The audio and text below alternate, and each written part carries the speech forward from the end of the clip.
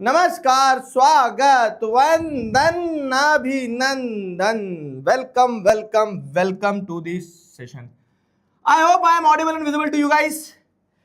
कैसे हो मेरे दोस्त? क्या मैं आपको बेहतरीन तरह से दिखाई और सुनाई दे रहा हूं? बताओ बताओ बताओ,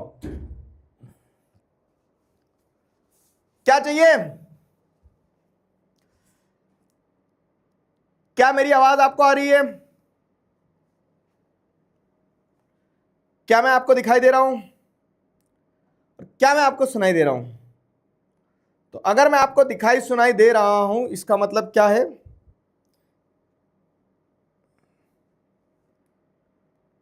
अगर मैं आपको दिखाई सुनाई दे रहा हूं, इसका मतलब यह है कि हमारी क्लासेस चालू हो चुकी है।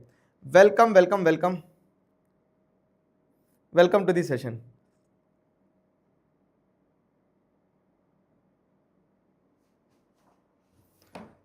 क्या हालचाल दोस्तों? स्वागत है आप सभी का आज के इस सेशन में। जो हमारा चैप्टर था उस चैप्टर को आगे बढ़ाते हैं। तो कल हमने जर्मनी का यूनिफिकेशन कंप्लीट कर दिया था, इटली को यूनिफाई कर दिया था। आज बारी है ब्रिटेन की। तो इन क्या बोल सकते हैं ना, जिम्मेदारियों के साथ आगे बढ़ते हैं और ब्रिटेन को आज यूनिफाई करवाते हैं। तो वेलकम टू दी सेशन।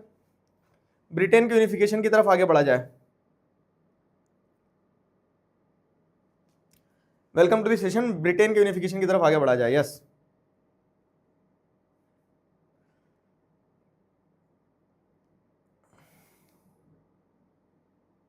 अरे चिल करो, बढ़िया मजा आएगा चैप्टर में आगे। अभी तक तुमने देखा ना कैसे इटली का यूनिफिकेशन हुआ, कैसे ब्रिटेन का यूनिफिकेशन हुआ। बस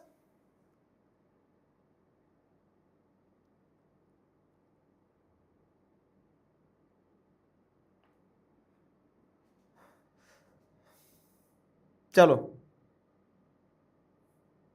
बाल कटवा लो प्लीज। ओए, बाल बाल पे नहीं आएगा मेरे। अच्छे नहीं लग रहे क्या तुम्हें? पूरी गर्मी मैंने सहा है बढ़ाने के लिए। मतलब क्या होता है ना, बारिश और ठंड में डैंड्रफ होता है, तो इसीलिए मैंने पूरी गर्मी सहा है कि मैं बढ़ा पाऊं उन्हें। कैसी बात करते हो यार, रिवाइज करवा रहा हूं। तो देखो, रिवीजन का कॉन्सेप्ट अपना सिंपल है।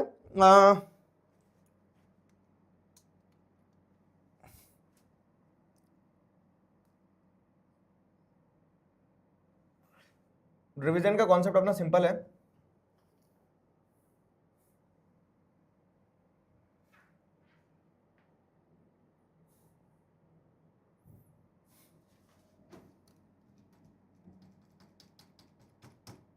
हाँ, यहां पे आ जाओ। तो हमने चैप्टर की स्टोरी लाइन में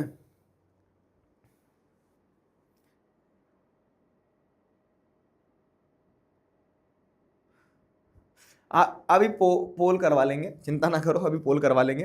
तुम पहले लेकिन इधर ध्यान दो, ठीक है?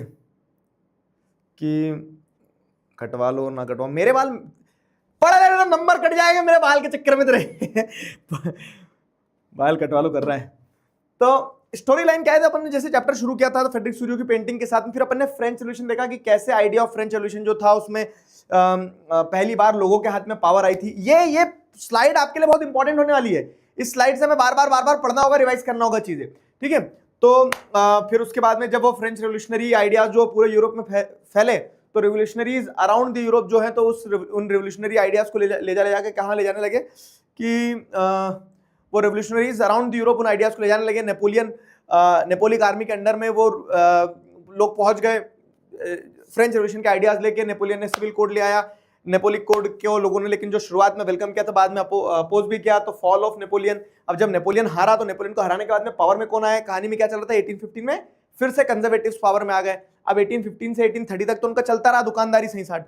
फिर क्या है 1830 के बाद में, जैसे अगर आप देखोगे तो एज ऑफ रेवोल्यूशन वाला जो पार्ट है, इसमें क्या होता है 1830 से जो कंजर्वेटिव्स पावर में आए थे, तो वो कंजर्वेटिव्स एक एक करके गिरना शुरू होते हैं। तो फ्रांस से शुरू होती है, बेल्जियम में कहानी पहुंचती है, ग्रीक वॉर ऑफ इंडिपेंडेंस चल रहा होता है, सिलिशिया की कहानी देखते हैं अपन। फिर वापस फ्रांस में आप देखोगे तो फ्रांस जो पहले कॉन्स्टिट्यूशनल मोनार्की आई थी 1830 में, वो कॉन्स्टिट्यूशनल मोनार्की खत्म होकर अब क्या बन जाती है फ्रांस में? आपको देखने को मिलता है कि फ्रांस में कॉन्स्टिट्यूशनल मोनार्की खत्म होकर रिपब्लिक बन जाता है फ्रांस। सिमिलरली सिलिशिया में कॉन्ट्रैक्टर्स के अगेंस्ट में वीवर्स रिवॉल्ट करते हैं। जर्मनी में आप देखोगे तो लिबरल मिडिल क्लास के लोग रिवॉल्ट करते हैं। तो सब रिवॉल्ट कर रहे थे, ठीक है, सब रिवॉल्ट कर रहे थे। फिर क्या होता है, फिर आप जैसे देखोगे तो ये पूरी स्टोरी लाइन यहां तक पढ़ ली थी। अब इस पूरी स्टोरी लाइन में आपको बीच बीच में आइडियाज देखने को मिले कि फ्रांस में जैसे आपको देखने को मिला कि यूरोप में आपको देखने को मिलता है कि नेशनलिज्म कैसे स्प्रेड हुआ। तो वहां की सोसाइटी समझना था तो एरिस्टोक्रेट थे, वहां मिडिल क्लास थे। मिडिल क्लास की आइडियोलॉजी थी लिबरलिज्म। पॉलिटिकल मायने में लिबरलिज्म का मतलब क्या होता था और इकोनॉमिक मायने में लिबरलिज्म का मतलब क्या होता था, ये दोनों चीजें पढ़ी। फिर उसके बाद में कंजर्वेटिज्म और रेवोल्यूशनरीज की अगर बात करें तो लिबरलिज्म, इस लिबरल आइडियोलॉजी के अगेंस्ट में जब कंजर्वेटिव्स पावर में आते तो उनकी आइडियोलॉजी चलती कंजर्वेटिज्म, ठीक है। कंजर्वेटिज्म के बाद में फिर क्या होता है, रेवोल्यूशनरीज वापस से पावर में जाते हैं। कंजर्वेटिव्स को हटाने के लिए रेवोल्यूशनरीज जो है तो इमर्ज होते हैं। रेवोल्यूशनरीज कौन थे, जो लड़ने के लिए तैयार थे इंडिपेंडेंस के लिए। रेवोल्यूशनरीज के अलावा एक आइडियोलॉजी वाले लोग थे रोमांटिसिस्ट। रोमांटिसिज्म आइडियोलॉजी क्या कहती है कि आपको वॉर, एग्रेशन, साइंस, इस पे फोकस नहीं करना है, आपको इमोशंस, इंट्यूशंस, फीलिंग्स, इन पे फोकस करना है टू मेक नेशंस, ठीक है। अब ये आइडियोलॉजीज चल रही है। अब कहानी और आगे बढ़ती है स्टोरी लाइन में, क्या आगे बढ़ती है, तो जैसे अगर आप देखोगे कहानी और आगे बढ़ती है, फिर यूनिफिकेशन शुरू होते हैं कंट्रीज के। कौन कौन सी कंट्रीज के, तो यूनिफिकेशन शुरू होते हैं, यूनिफिकेशन ऑफ नेशंस। अब ये जो यूनिफिकेशन चालू होते हैं नेशंस के, इसमें विशेष चीज क्या थी, यूनिफाई किसने करवाया था, बताना जरा। यूनिफिकेशन ऑफ नेशन जो हम टॉपिक पढ़ेंगे आगे, तो इसमें विशेष चीज क्या थी, यूनिफिकेशन किसने करवाया था, बताओ। अब जो यूनिफिकेशन चालू होंगे तो इस यूनिफिकेशन में विशेष चीज क्या थी, यूनिफिकेशन किसने करवाए थे, बताओ। अब जो यूनिफिकेशन चालू होंगे तो इन यूनिफिकेशन को किसने करवाया था,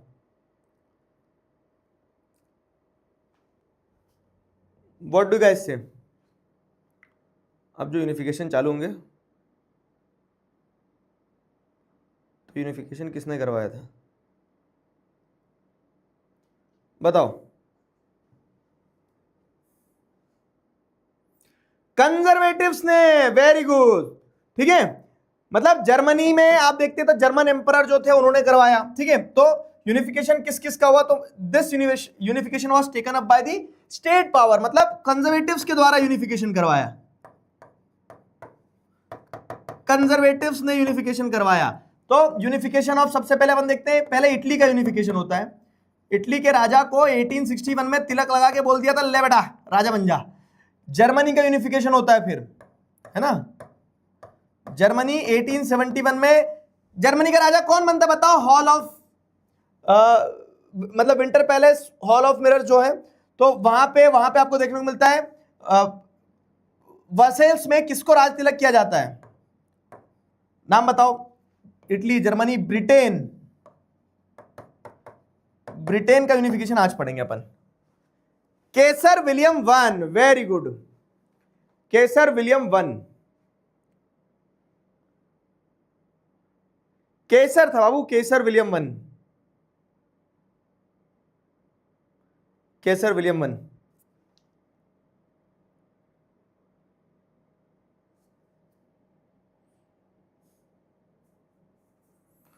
ठीक है, केसर विलियम वन, समझ गए ना।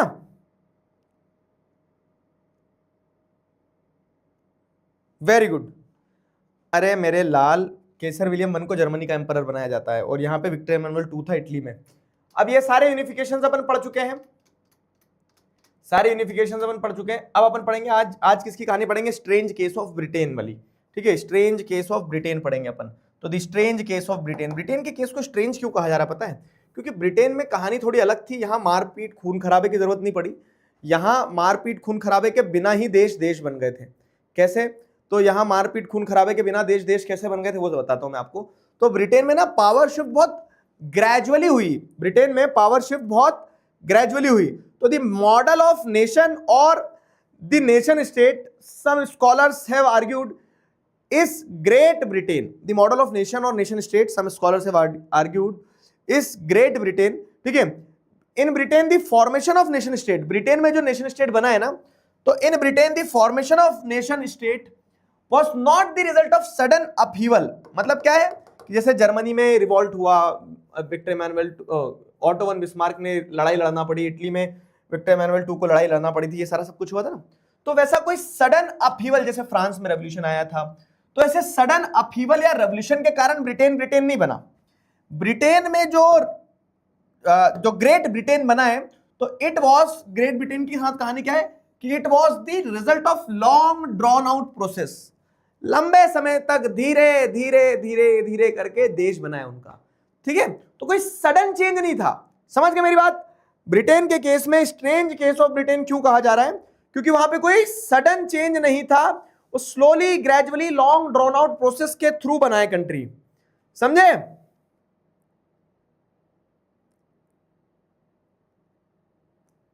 क्लियर हुआ?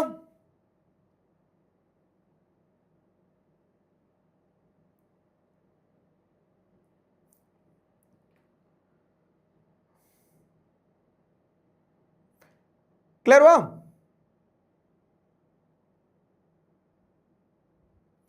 एक लाइन में समझ में आया?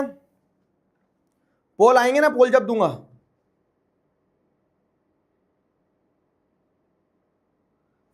क्लियर हुआ? अपहीवल मतलब कि कोई उठा पटक नहीं हुई है वहां, स्लोली ग्रेजुअली ब्रिटेन बना है। जैसे फ्रांस में रेवोल्यूशन हुआ था, तो वैसे कोई सडन चेंजेस सडन रेवोल्यूशन के कारण नहीं आया, ठीक है, समझ गए ना। कोलोनाइजेशन का कोई असर था क्या? कोलोनाइजेशन का आगे पढ़ेंगे ना सर, कोलोनाइजेशन का अपन आगे पढ़ेंगे। पोल हैक्ड, अबे पोल मेरे पास तो आया ही नहीं, कहां आया पोल? कैसे बच्चे हो यार तुम, आ जाओ। तो there was no British nation prior to the 18th century. 18वीं शताब्दी के पहले, 18वीं शताब्दी के पहले कोई ब्रिटेन जैसी कंट्री नहीं थी, मतलब there was nothing like Britain, ठीक है, ब्रिटेन जैसा कुछ नहीं था, समझ में आया। तो there was no Britain, there was no Britain, या फिर there was no British nation prior to the 18th century. 18th century के पहले कोई ब्रिटिश जैसा नेशन ही नहीं था। The primary identities of the people who inhabited the British Isles, Isles मतलब क्या होता है, ठीक है, ब्रिटिश आइसल्स जिसे कहा जाएगा, ठीक है। तो वो प्राइमरी आइडेंटिटी जो लोग रह रहे थे वहां पे, उनकी प्राइमरी आइडेंटिटी क्या थी, वो एथनिक आइडेंटिटीज थी, जैसे इंग्लिश, वेल्श, स्कॉट और आयरिश, ठीक है। तो इंग्लिश लैंग्वेज मतलब आप क्या कह सकते हो ना कि ट्राइबल कम्युनिटीज थी। ब्रिटेन नहीं बना था उसके पहले क्या था, बहुत सारी ट्राइबल कम्युनिटीज रहती थी, जैसे इंग्लिश, वेल्श, स्कॉट, आयरिश, ये सारी ट्राइबल कम्युनिटीज थी। मतलब आयरलैंड में जो लोग रहते आयरिश कम्युनिटी होगी, स्कॉटलैंड में जो लोग रहते थे स्कॉट्स कहा जाने लगा, ठीक है। वेल्स करके जो जगह है ग्रेट ब्रिटेन में, वहां पे वेल्श जो लोग रहते थे उनको वेल्श कहा गया, ठीक है। तो all of these ethnic group had their own culture, their own political traditions. तो सब ये आदिवासियों के कबीले थे एक तरह से, इनके अपने अपने कल्चर थे, अपने अपने पॉलिटिकल ट्रेडिशंस थे। लेकिन अब इन सारे ग्रुप में ऐसा होता ना कि एक पिताजी के 4 बेटे, लेकिन एक बेटा आगे बढ़ गया। तो वही यहां पे भी हुआ कि ये जो अलग अलग ब्रिटिश आइसल्स पे, मतलब ब्रिटेन के आसपास जो आज ग्रेट ब्रिटेन कहलाता है, वो जो आइलैंड है, ठीक है, वो जो आइलैंड है, तो उन आइलैंड में ये अलग अलग एथनिक ग्रुप्स रहते थे। अब इनमें से लेकिन एक ethnic group, but as the English nation steadily grew in wealth, लेकिन जैसे जैसे इंग्लिश नेशन जो है वो धीरे धीरे उसकी वेल्थ बढ़ती चलेगी ना, तो as the English nation steadily grew in wealth, तो जैसे जैसे इंग्लिश नेशन की वेल्थ बढ़ी, इंग्लिश नेशन मतलब क्या है, इंग्लैंड के लोगों की जैसे जैसे वेल्थ बढ़ी, फाइन, तो वेल्थ बढ़ती है, इंपॉर्टेंस बढ़ती है, पावर बढ़ती है, it was able to extend its influence over the other nations of the island, ठीक है। तो जब उसका पैसा बढ़ा, साम्राज्य बढ़ा, तो उस पैसे, उस साम्राज्य की मदद से उसने क्या करा, अपनी इन्फ्लुएंस को और भी जगह तक पहुंचा दिया। किसने? इंग्लिश एथनिक ग्रुप ने, इंग्लैंड के लोगों ने अपनी वेल्थ और अपना पावर और पैसा बढ़ा के अपनी इन्फ्लुएंस को दूसरे एथनिक ग्रुप्स के ऊपर बढ़ाया। समझ में आ रहा है? पहले इसमें ये बता रहे हैं कि ब्रिटेन बना कैसे, तो ब्रिटेन जैसा कुछ था नहीं, वहां अलग अलग भाषा बोलने वाले अलग अलग एथनिक ग्रुप्स रहते थे। अब ये जो अलग अलग एथनिक ग्रुप्स रहते थे, तो इन अलग अलग एथनिक ग्रुप्स में आपको क्या देखने को मिल रहा है, कौन रहते थे, तो जैसे आप देखोगे इंग्लिश, वेल्स, स्कॉट्स, आयरिश, ये अलग अलग भाषा बोलने वाले ये लोग रहते थे। अब इनमें भी क्या है ना कि इंग्लिश लैंग्वेज बोलने वालों का जैसे जैसे इन्फ्लुएंस बढ़ता चलेगा, तो एज दी इन्फ्लुएंस ग्रू, तो इंग्लिश भाषा बोलने वाले का जैसे जैसे इन्फ्लुएंस बढ़ा, तो उन्होंने अपनी डोमिनेंस आजू बाजू के जो दूसरे एथनिक ग्रुप्स थे उनके ऊपर अपनी डोमिनेंस असर्ट करना शुरू किया। समझ में आया, उन्होंने अपनी अपनी डोमिनेंस दूसरे ग्रुप्स के ऊपर असर्ट करना शुरू किया। But as the English nation steadily grew in wealth, importance and power, it was able to extend its influence over other nations of the island. The English Parliament, which had seized power from the monarchy in 1688 at the end of the Protectorate conflict, ठीक है, was the instrument through which the nation state with England at its center came to be forged. समझना, अब date ध्यान रखना। तो हम जैसे देख रहे हैं ग्रेट ब्रिटेन में जो इंग्लैंड वाला पार्ट है, इंग्लिश लैंग्वेज स्पीकिंग जो एथनिक ग्रुप है, वो ज्यादा पावरफुल रहेगी।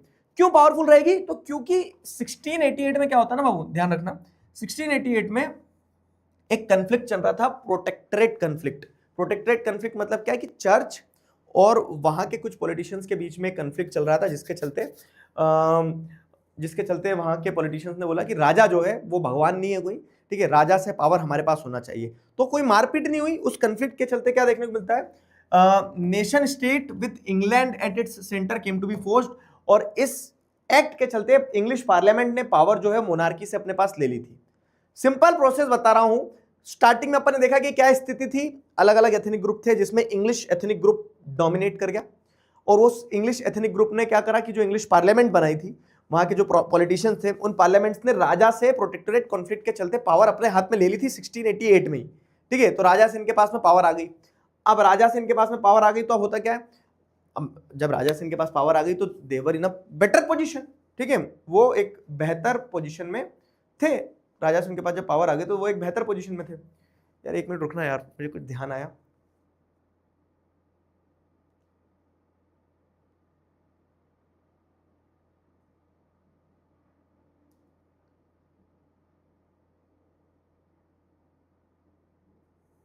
चलो ठीक है। तो as the power was taken from the monarch, monarch से जब पावर ले ली गई तो अब पावर किसके पास में आ गई, वहां के जो पार्लियामेंटेरियंस थे उनके पास पावर आ गई है, ठीक है। तो इस तरह से आप देख रहे हो कि जो ग्रेट ब्रिटेन बनेगा, उस ग्रेट ब्रिटेन के फॉर्मेशन में इनिशियली जो पॉलिटिकल यूनिट बनता है वो इंग्लैंड बनता है। इंग्लिश पार्लियामेंट जो है, तो इंग्लिश पार्लियामेंट वहां के मोनार्क से पावर ले लेती है according to the protectorate conflict.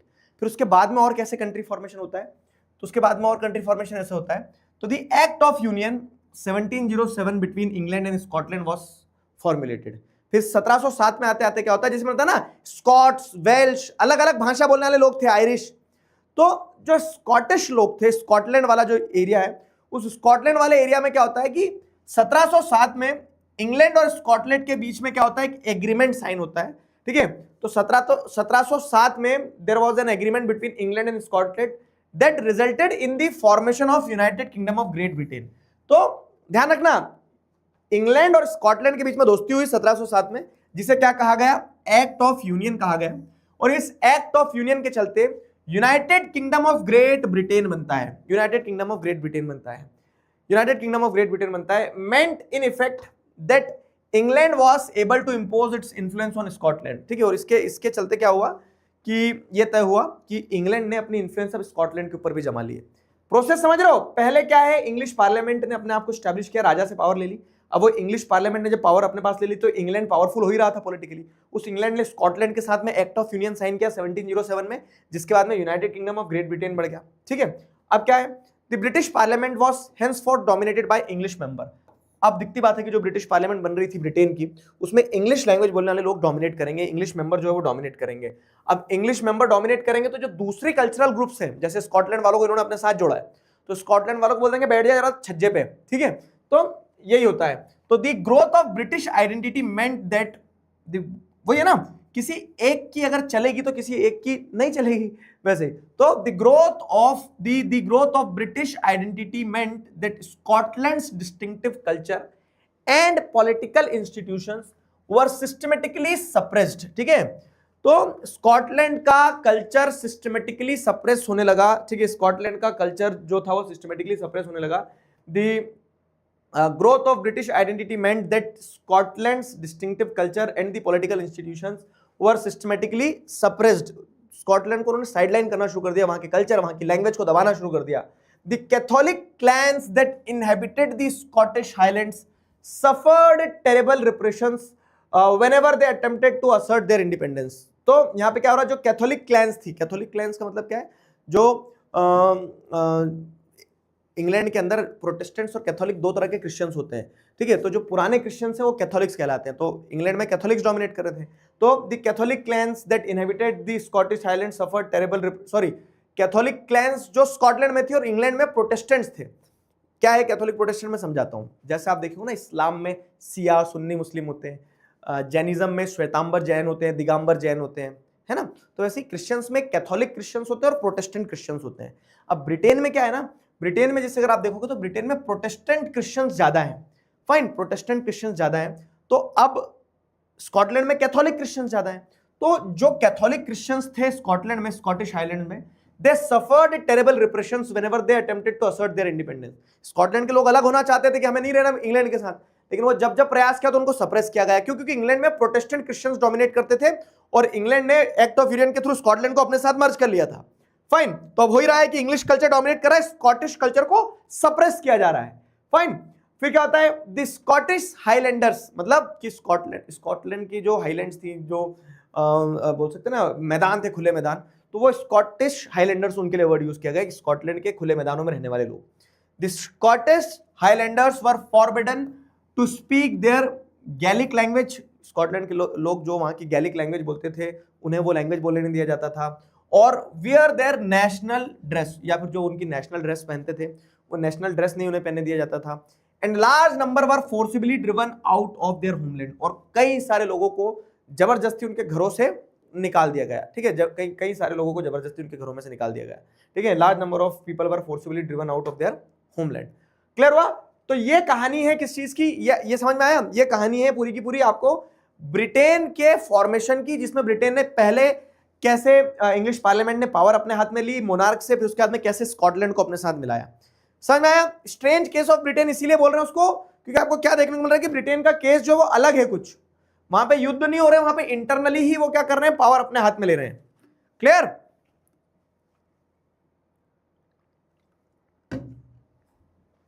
बताओ।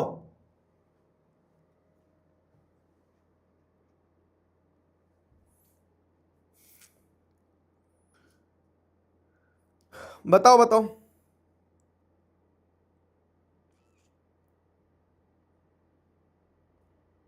क्लियर हुआ?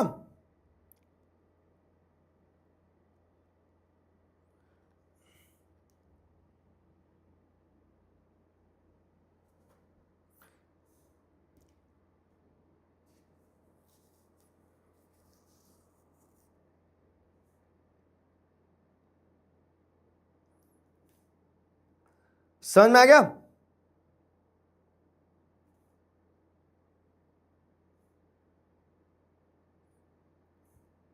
अरे मोदी जी का पीछा छोड़ दो, मोदी जी भी एल्गोरिथम के हिसाब से काम कर रहे हैं। उन्होंने भी देखा कि अच्छे लाइक्स आएंगे, ऐसी फोटो डालता हूँ कि इंटरनेट का सेंसेशन बन जाता हूँ बस। मोदी जी क्यूट तो है हमारे प्राइम मिनिस्टर है। उनने बोला कि अगर सुना दूं मैं अपने किस्से छोड़ो यार, प्राइम मिनिस्टर है हमने।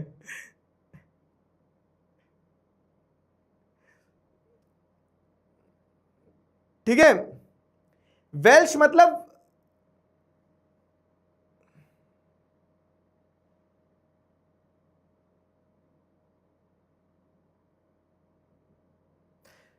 देखो, स्कॉट्स, आयरिश, वेल्श, इंग्लिश, ये अलग अलग एथनिक ग्रुप्स हैं, अलग अलग एथनिक आइडेंटिटीज है। हाईलैंड्स मतलब खुले मैदान के लिए वो वर्ड यूज किया जा रहा है, ठीक है।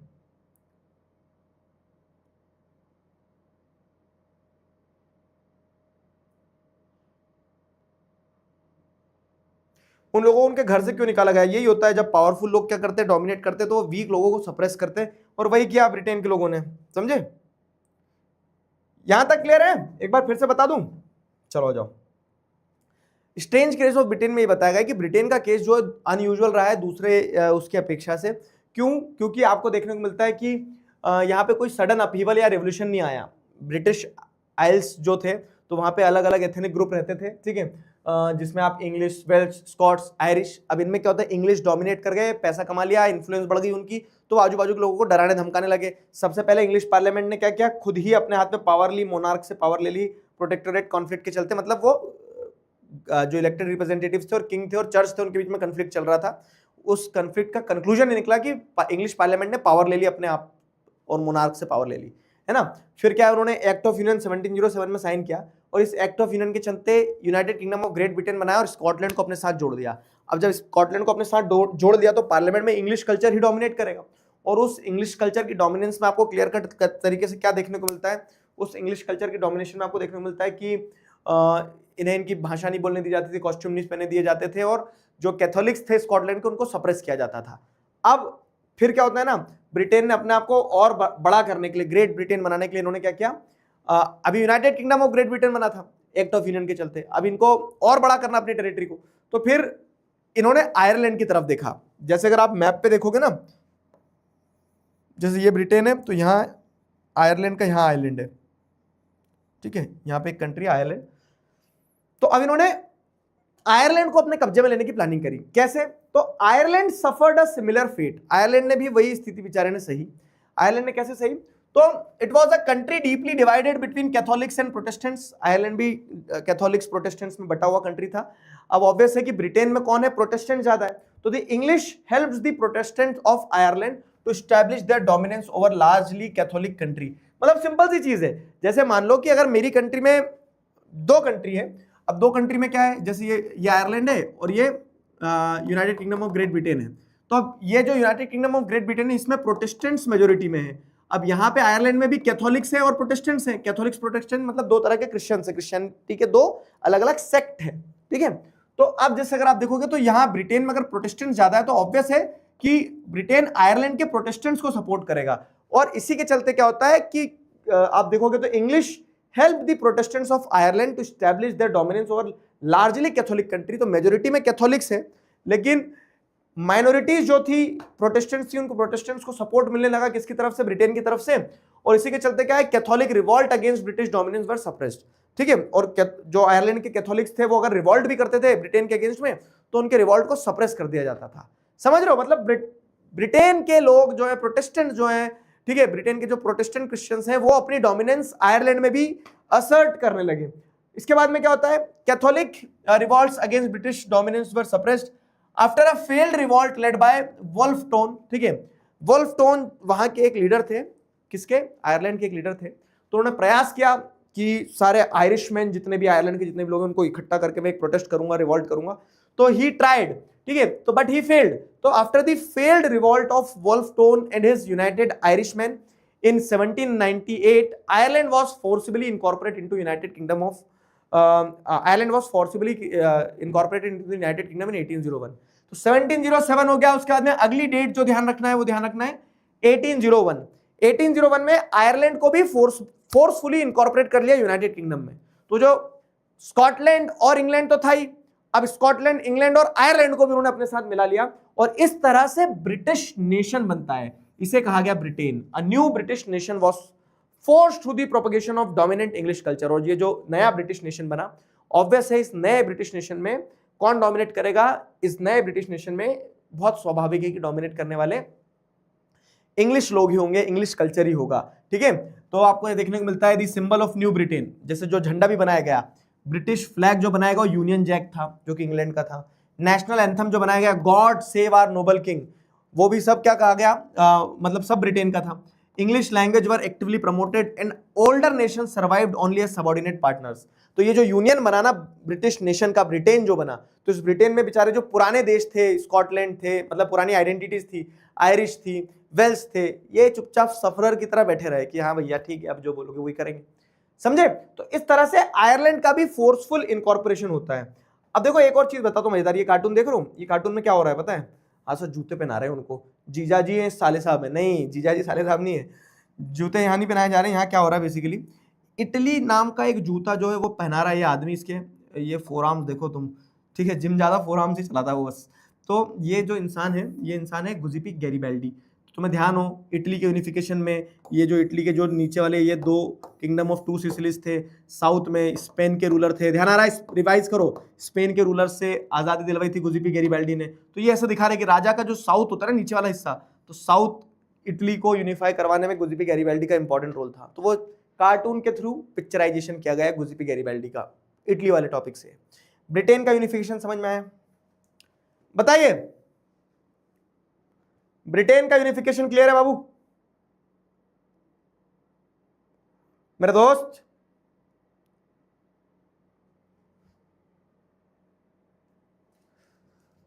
हीरा हीरा क्या लिख रहे हो यार तुम लोग? ये समझ में आया? अच्छा, मिशन जीत, भाई साहब मिशन जीत का हर टीचर हीरा है, पता है ना तुम्हें? मतलब कि अभी क्या हुआ रिसेंटली, ये बात हो रही थी मिशन जीत के टीचर कैसे हैं, अच्छे हैं बुरे हैं। तो अच्छे बुरे का तो सवाल ही नहीं आता है। क्यों? क्योंकि हीरे की परख तो सिर्फ जौहरी जानता है और मिशन जीत पे सारे टीचर हीरा है। तो गर्व से कहो कि मिशन जीत का हर टीचर हीरा है।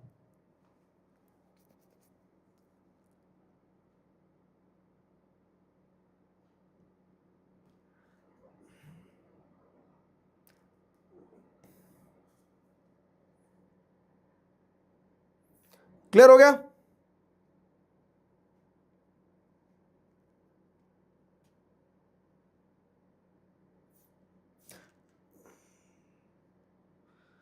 हमने यूनिफिकेशन ऑफ ब्रिटेन, तो इन मजबूत कंधों पे हमने क्या करा, यूनिफाई कर दिया ब्रिटेन को भी। तो देख लो यूनिफिकेशन कितना कंप्लीट हो गया हमारा, जर्मनी का यूनिफिकेशन, इटली का यूनिफिकेशन और ब्रिटेन का यूनिफिकेशन। ब्रिटेन के यूनिफिकेशन को एक बार फिर रिकैप दे रहा हूं मैं, 3 बार रिकैप दे चुका हूं। एथनिक आइडेंटिटीज थी अलग अलग, उन एथनिक आइडेंटिटीज में इंग्लिश एथनिक आइडेंटिटी ग्रो कर जाती है। वो प्रोटेक्टोरेट कॉन्फ्लिक्ट के चलते मोनार्क से पावर ले लेती है अपने पास इंग्लैंड। फिर उसके बाद में क्या होता है, इंग्लैंड जो है तो वो डोमिनेट करता है किसके ऊपर, स्कॉटलैंड के ऊपर। एक्ट ऑफ यूनियन 1707 में साइन होता है, जिसके तहत एक्ट ऑफ यूनियन के through United Kingdom of Great Britain बन जाता है, स्कॉटलैंड और इंग्लैंड मिल जाते हैं। फिर स्कॉटिश कल्चर को सप्रेस करते हैं वो, फिर वो आयरलैंड की तरफ मुंह घुमाते हैं, और आयरलैंड में जो प्रोटेस्टेंट्स थे उनको सपोर्ट करके वो आयरलैंड के कैथोलिक्स का, वोल्फस्टोन वगैरह का रिवॉल्ट सप्रेस करके आयरलैंड को भी फोर्सफुली इनकॉर्पोरेट कर लेते हैं इन 1801।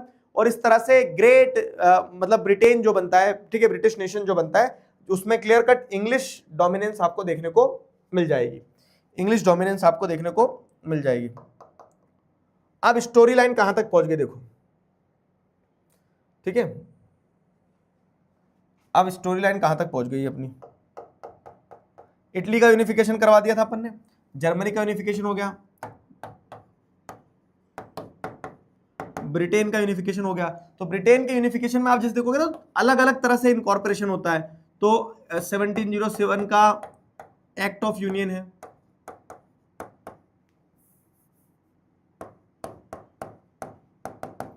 ना, 1801 का क्या देखने को मिलता है कि आयरलैंड का इनकॉर्पोरेशन है।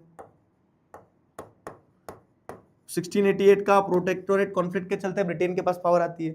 और इस तरह से क्या होता है आपका यूनिफिकेशन ऑफ, इस तरह से आपका यूनिफिकेशन ऑफ ब्रिटेन भी कंप्लीट होता है।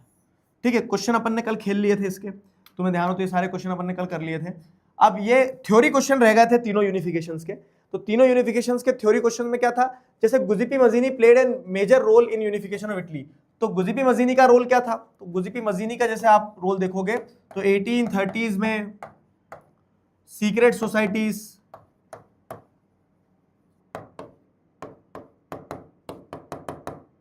सीक्रेट सोसाइटीज बनाई है ना, Young Italy Young Europe failed रहा but played an important role, क्योंकि शुरुआत में इन्होंने प्रयास तो किया but played an important role, played an important role. Clear हुआ, समझ में आया? बताओ जल्दी।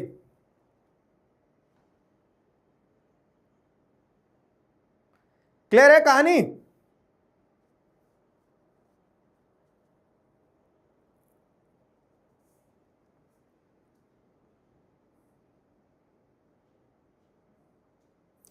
क्लियर? और क्वेश्चन देखो क्या, analyse the role of Giuseppe Mazzini in the unification of Italy, same as previous, same as previous,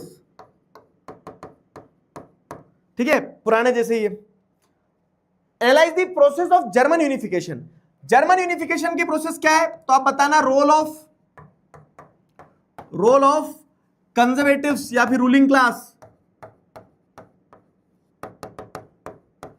conservatives या फिर रूलिंग क्लास ने जिम्मेदारी ली ना अपने ऊपर कि हम यूनिफाई करवाएंगे अब, क्योंकि उन्हें यूनिफाइड नेशंस में ज्यादा पोटेंशियल दिख रही थी।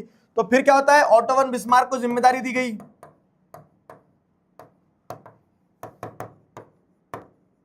ऑटो वन बिस्मार्क को, ऑटो वन बिस्मार्क को जिम्मेदारी दी गई। ऑटो वन बिस्मार्क ने क्या किया, 7 इयर्स में 3 वॉर लड़ी, हराया ऑस्ट्रिया, डेनमार्क और किसको, ऑस्ट्रिया, डेनमार्क और फ्रांस को। और उसके बाद में फिर क्या होता है, यूनिफिकेशन कंप्लीट होता है। तो केसर विलियम वन जो था,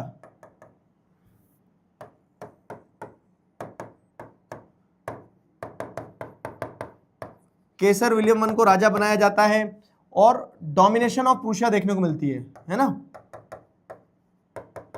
डोमिनेशन ऑफ प्रूशिया देखने को मिलती है। क्लियर हुआ? तो ये हमारा यूनिफिकेशन प्रोसेस जर्मनी का रहा। तो एक बात मैं बता रहा हूं आपको, जैसे अब चीफ मिनिस्टर कैवियोर का क्या रोल रहा रीजन्स ऑफ इटली को यूनिफाई करने में, तो उसका इंट्रो दो, कैवियोर का इंट्रो, कि कैवियोर क्या था। कैवियोर एक बेहतरीन स्टेट्समैन था, ना वो एरिस्टोक्रेट था, लेकिन उसके मतलब उस इन्फ्लुएंशियल पोजीशन थी इटालियन अलाइट की तरह, और उसका फ्रांस में बहुत अच्छा दबदबा था, फ्रेंच में बहुत अच्छी पहचान थी। तो उसने क्या करा, नॉर्थ का जो पार्ट है with the help of France unify करवाया। ध्यान आ रहा है, क्वेश्चन लिखा करो, with the help of France उसने नॉर्थ का पार्ट यूनिफाई करवाया। ऐसे तो मैं जो आपको बता रहा हूं, एक इटली या जर्मनी या ब्रिटेन, इटली या जर्मनी या ब्रिटेन, तीनों में से एक क्वेश्चन पक्का आएगा एग्जाम में। अभी बहुत समय एग्जाम में, मान के चलो तुम 10 महीने एग्जाम में लगभग मैं आज बता दे रहा हूं लेकिन तुम्हें, कि इटली का यूनिफिकेशन, जर्मनी का यूनिफिकेशन या फिर एक ब्रिटेन का यूनिफिकेशन, इस चैप्टर से यूनिफिकेशन का एक क्वेश्चन आता ही आता है एग्जाम में। ठीक है, तो यूनिफिकेशन की अगर हम बात करें तो explain the process of formation of United Kingdom of Great Britain. तो United Kingdom of Great Britain की अगर प्रोसेस ऑफ फॉर्मेशन की बात करें तो इसमें यूनिफिकेशन का क्वेश्चन तय है आना है। अब इसमें क्या लिखोगे, तो आप पहले इंट्रो दोगे, बताओगे स्ट्रेंज केस कैसे है, फिर उसके बाद में बताओगे 1688 में कैसे पार्लियामेंट से पावर ली, पावर टू इंग्लैंड, है ना। फिर उसके बाद में 1707 में एक्ट ऑफ यूनियन के चलते पावर आई इनके पास। फिर 1801 में आपको क्या देखने को मिलता है, आयरलैंड से पावर ली, है ना, आयरलैंड से पावर ली। फिर उसके बाद में आपको क्या देखने को मिलता है कि overall English dominance, overall English dominance, Union Jack उनका झंडा, God save our noble king उनका गाना, इंग्लिश डोमिनेंस देखने को मिलती है ना। चलो अगला टॉपिक है विजुअलाइजिंग द नेशन। मजेदार टॉपिक है, बेहतरीन, मजा आ जाएगा तुम्हें। विजुअलाइजिंग द नेशन, आ जाओ। विजुअलाइजिंग द नेशन से क्या समझ में आता है, चलो विजुअलाइजिंग द नेशन छोड़ो, मैं बोलता हूं विजुअलाइज अ भूत। एक भूत को विजुअलाइज करो। भूत देखा है कभी?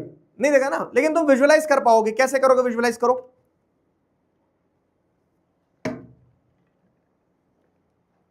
बताओ। मैंने बोला विजुअलाइज अ भूत, तो अब भूत को कैसे विजुअलाइज कर लोगे तुम? बताओ, तुमने भूत तो देखा ही नहीं कभी, फिर कैसे विजुअलाइज कर लोगे भूत को? बताओ बताओ।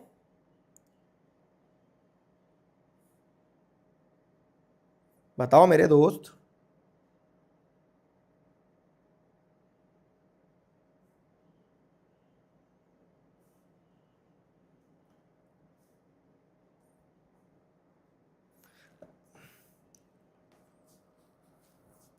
देखो, देश में एक साथ एक समय में बहुत सारी चीजें चल रही होती है।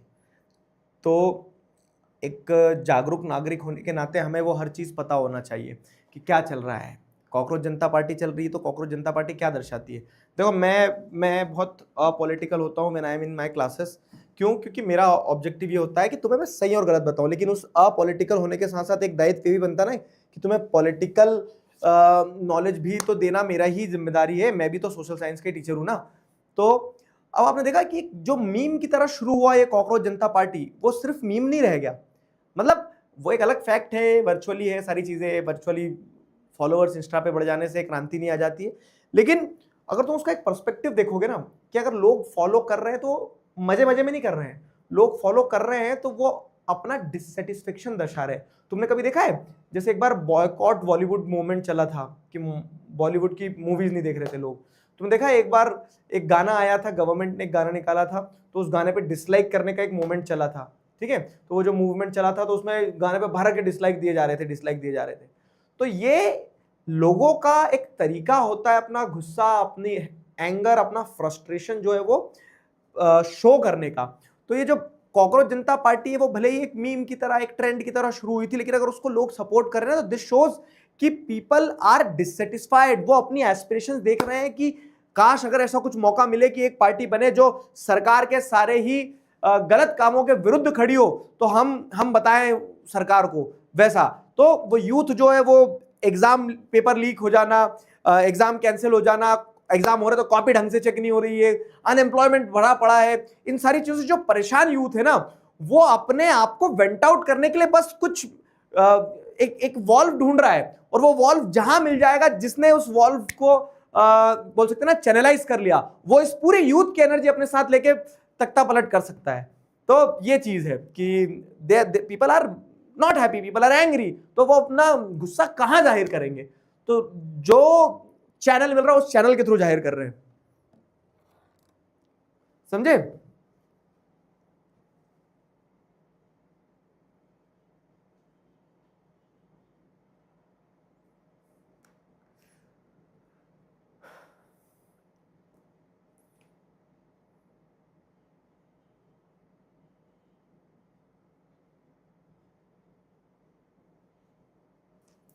हाँ, तो जो हमारा विजुअलाइजिंग द नेशन वाला टॉपिक है उस पर ध्यान दोगा। तो विजुअलाइजिंग दी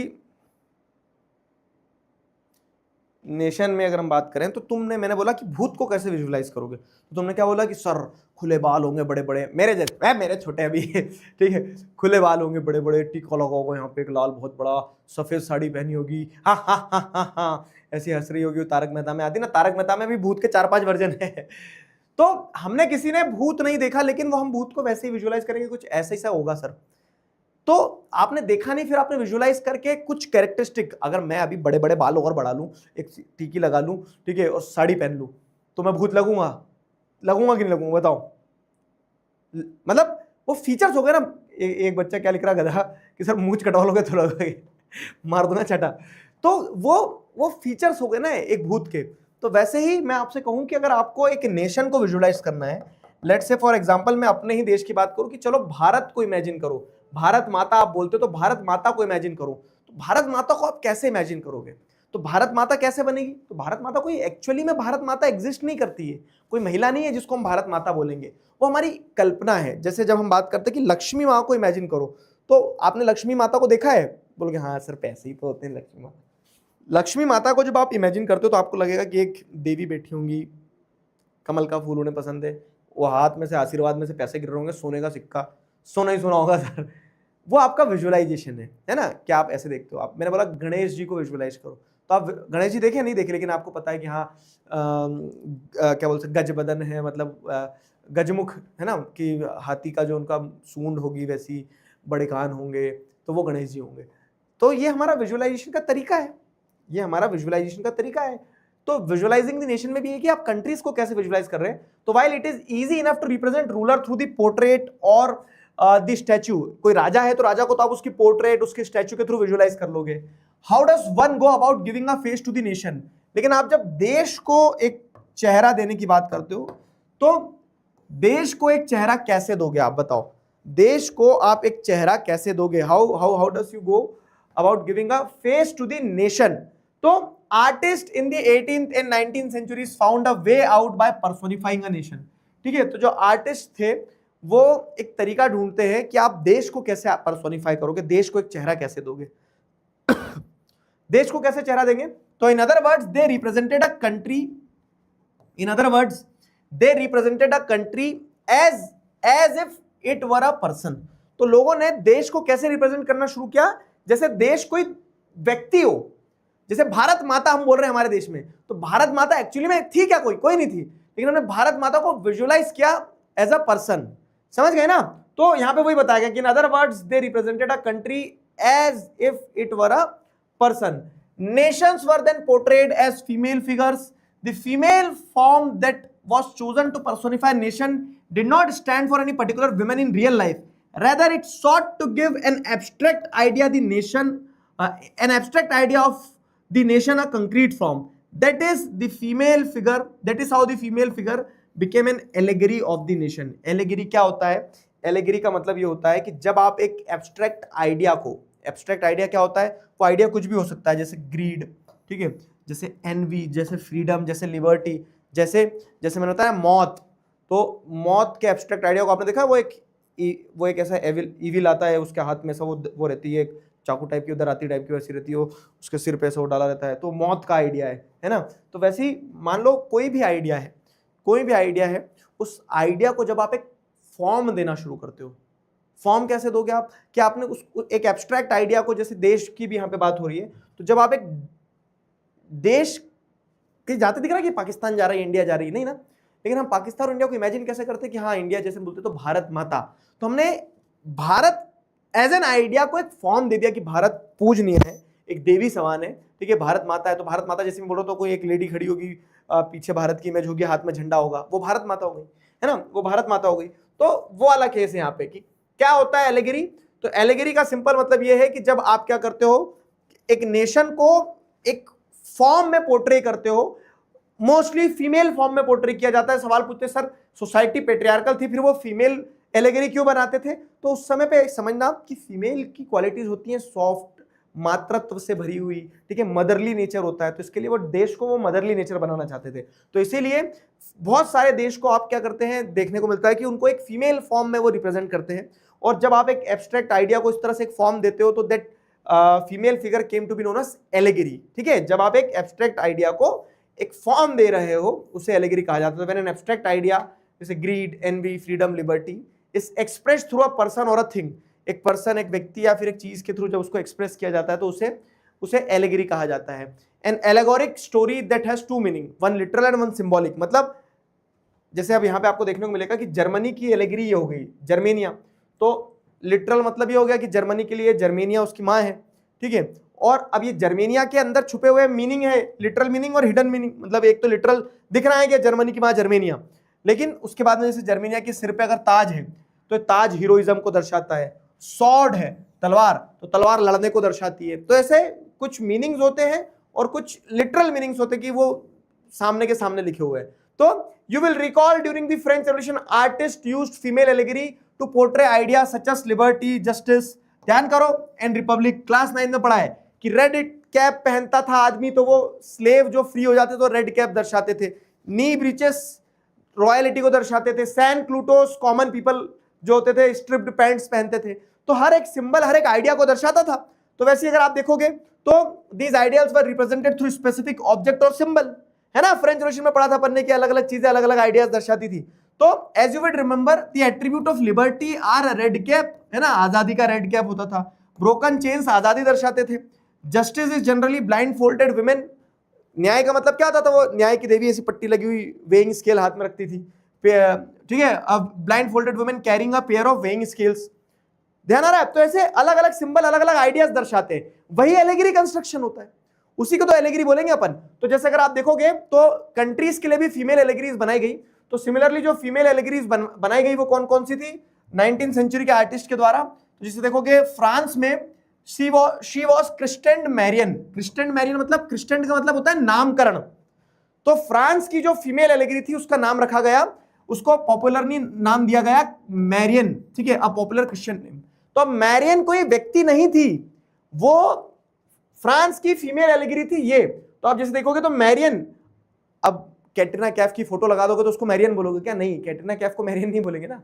तो मैरियन कौन होगी? तो मैरियन का मतलब यहाँ जैसे देखोगे आप तो एक फीमेल एलिगरी होगी जिसके जैसे सिर पे ये फुंदा लगा होगा फूल वाला, ठीक है, फूल का एक फुंदा लगा होगा, समझ में आ रहा है? फ्रांस के जो नेशनल ट्राई कलर हैं वो रेड, ब्लू और व्हाइट, उन कलर के कपड़े पहने होंगे उसने, तो रेड कैप होगी उसके सिर पे जो आजादी दर्शाती होगी। तो ये मैरियन की इमेज होगी ऐसी, जैसे हम बता रहे हैं ना कि भूत की इमेज कैसी होगी, सफेद साड़ी, लाल टिक्की, बड़े बड़े बाल, उल्टे पैर, वैसा, ठीक है, वैसा। तो ये मैरियन जो है तो she was the female allegory of France, ठीक है, which underlines the idea of people's nation, वो लोगों के देश को, फ्रांस को पीपल्स नेशन दर्शाती थी। उसकी कैरेक्टरिस्टिक क्या थी? जैसे आप देखेंगे लिबर्टी एंड रिपब्लिक से रेड कैप पहना होता है, ट्राई कलर उसके होंगे, कोकैड मतलब वो सिर पे ऐसा फूल लगा होगा, ठीक है। तो अब ये जिस फोटो में, मूर्ति में देखने को मिल गया, मतलब वो मैरियन की मूर्ति है।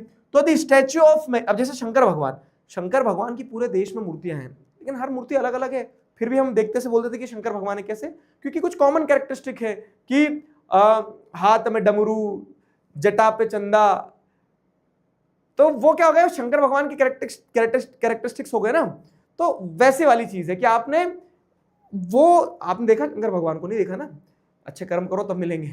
तो लेकिन आप शंकर भगवान को विजुअलाइज तो कर पाते हो, उनके कैरेक्टरिस्टिक है कि गले में सांप, चंद्रमा, गंगा निकलती है, हाथ में डमरू, त्रिशूल, ठीक है, बागांबर ओढ़े हुए हैं, तो वो शंकर भगवान की कैरेक्टरिस्टिक हो गई। वैसे ही मैरियन जैसे आप देख रहे हैं, तो उन्होंने देश के आइडिया को, फ्रांस को एक क्या किया है, कुछ कैरेक्टरिस्टिक्स दिए, जैसे रेड कैप, ट्राई कलर, कोकैड मतलब फूल लगा हुआ यहाँ पे ये, ठीक है। और इस तरह से ऐसी कैरेक्टरिस्टिक्स वाली मूर्तियां जो मैरियन की, they were erected in the public squares to remind of the public of the national symbol of unity and to persuade them to identify with it. Marianne images were marked on the coins and stamps. तो ये चौराहे पे मूर्ति लगी है जो लोगों के अंदर वो नेशनल स्पिरिट लाती है, ठीक है। स्टैम्प्स पे, कॉइन्स पे मैरियन की मूर्ति आपको देखने को मिल जाएगी। तो इस तरह से मैरियन की मूर्ति जो जगह जगह इरेक्टेड थी। क्लियर हुआ? सिमिलरली जर्मनी में जैसे अगर आप देखोगे तो जर्मनी में क्या होता है, Germania became the allegory of German nation. तो फ्रांस की एलिगरी मैरियन, जर्मनी की एलिगरी जर्मेनिया, ठीक है। तो अब जर्मेनिया का भी विजुअल रिप्रेजेंटेशन जैसे देखोगे ना, तो वो क्या करती है, क्राउन ऑफ ओक लीव्स पहना हुआ है, ठीक है। German oak stands for heroism, तो जैसे आप देखोगे तो ये क्राउन ऑफ ओक लीव्स पहन के रखा है, ठीक है। जो जर्मन ओक होता है वो हीरोइज्म को दर्शाता है। अब उसके बाद में जैसे आप इनकी पिक्चर में देखोगे तो इनकी पिक्चर में बहुत सारे कैरेक्टरिस्टिक्स है, जर्मेनिया की पिक्चर में बहुत सारे कैरेक्टरिस्टिक्स है। क्या क्या है? तो पीछे ट्राई कलर का झंडा है, सॉर्ड है, olive branch around the sword है, ब्रेस्ट प्लेट है एक, ठीक है, रेज ऑफ राइजिंग सन है, सामने ब्रोकन चेन है। तो इन हर चीज का एक मतलब है, हर चीज का ये मतलब है। जैसे सारे ये देख रहे हो ना पिक्चर्स, सारे पिक्चर्स का मतलब है। क्या क्या मतलब है सारे पिक्चर्स का? ये टेबल ध्यान रखना, क्योंकि ये ऑब्जेक्टिव में क्वेश्चन बन जाता है। सारे पिक्चर्स का मतलब है, तो क्या मतलब है? ब्रोकन चेन मतलब आजाद होना दर्शाता है। ब्रेस्ट प्लेट विथ ईगल, ये जो ब्रेस्ट प्लेट विथ ईगल है छाती पे जो लगी हुई है, वो symbol of German empire, strength दर्शाता है। क्राउन ऑफ ओक लीव्स, जो ओक लीव्स का उन्होंने क्राउन पहन रखा है अपने सिर पे, ये क्राउन ऑफ ओक लीव क्या दर्शाता है? हीरोइज्म। सॉर्ड, जो हाथ में तलवार है, वो रेडीनेस टू फाइट दर्शाती है कि लड़ने के लिए तैयार है, आजा भिड़ले।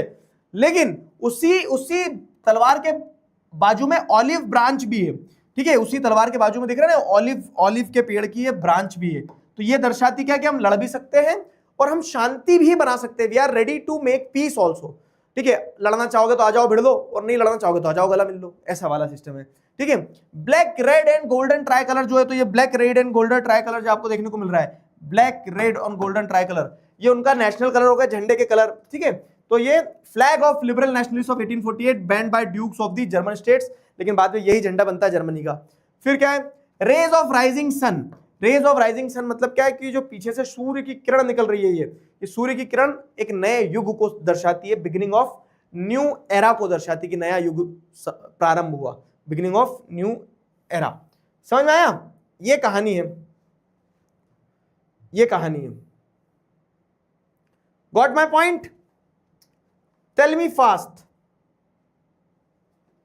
समझ गए?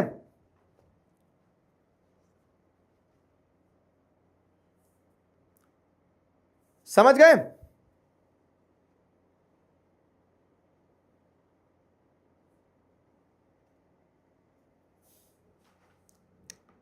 बताओ।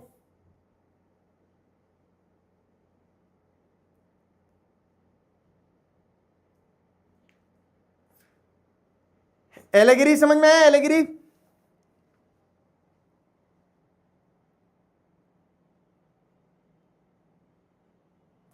ये 1 मार्क्स में पूछा जाएगा बाबू।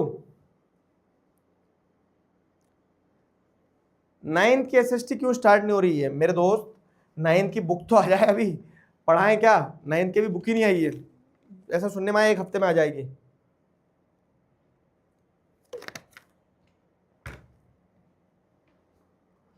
नाइन्थ की भी बुक नहीं आई है, इसके लिए नहीं पढ़ा रहे।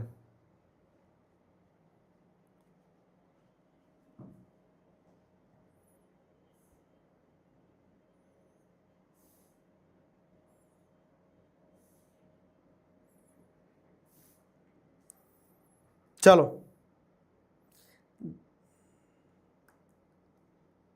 Love you to. चलो फा कर दो जल्दी चैट में और इधर आ जाओ। तो अब जैसे अगर आप देखोगे तो ये सारा ये जर्मेनिया देखो लड़ने के लिए खड़ी है। तो जर्मेनिया गार्डिंग दी राइन उनकी रिवर है, राइन वैली जो है पूरी की पूरी। तो उस राइन वैली को गार्ड करने के लिए जर्मेनिया खड़ी की, आजा भिड़ले, तलवार हाथ में लेके। तो वो इमेज दर्शा रही है, ठीक है। In reference to Germania allegory the olive branch, देखो ऐसे क्वेश्चन आएंगे, 2025 का क्वेश्चन है। Olive branch around the sword symbolizes which of the following? Germania के कंटेक्स्ट में olive branch around the sword जो है वो क्या दर्शाती है? बोल दे रहा हूं।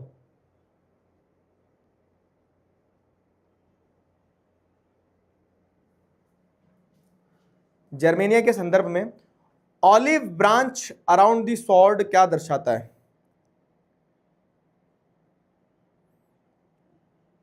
बताओ जल्दी चैट में बताओ।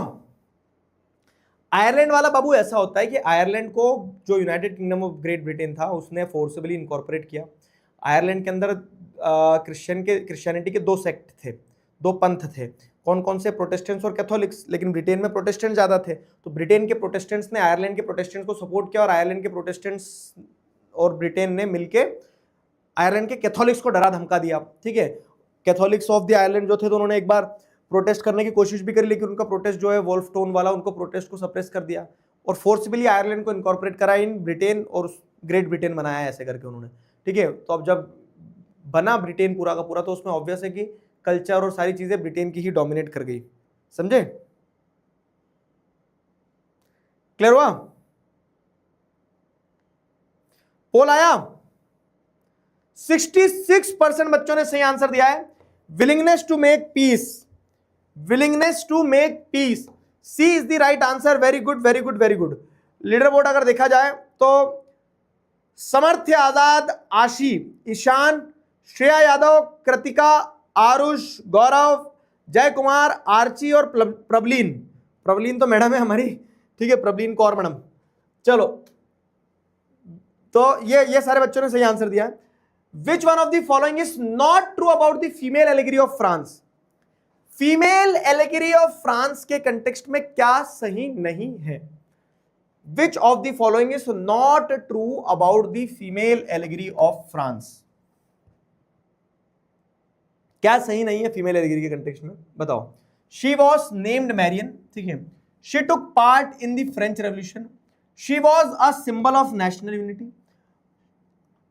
हर images were marked on the coins and stems.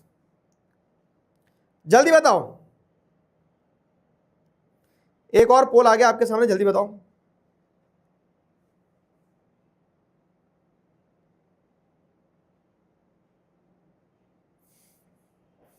What do you guys से?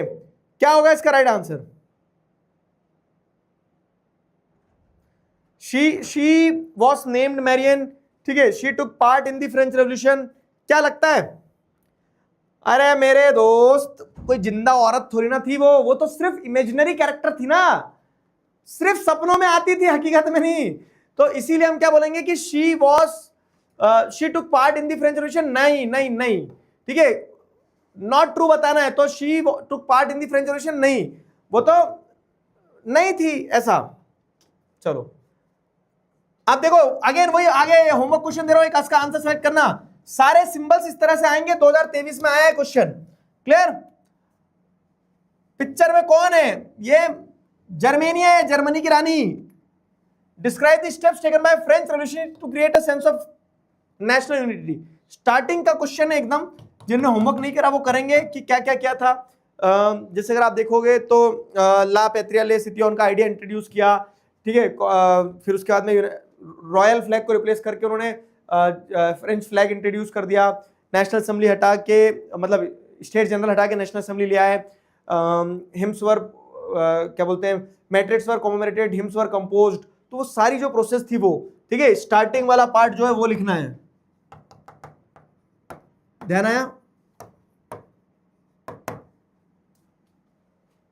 How did nationalism align with imperialism led Europe to the disaster. ये वाला क्वेश्चन है ना, इस टॉपिक के बाद पढ़ेंगे। Role of European artist in promoting nationalism. इसमें क्या लिखोगे, इस क्वेश्चन में क्या लिखोगे, आंसर बताओ जरा। ये वाला क्वेश्चन तो है ना आगे पीछे हो गया, थोड़ा सा इसको शिफ्ट करना पड़ेगा, ये आगे जाएगा, ठीक है। After next topic, next topic, ये टॉपिक के बाद में आएगा।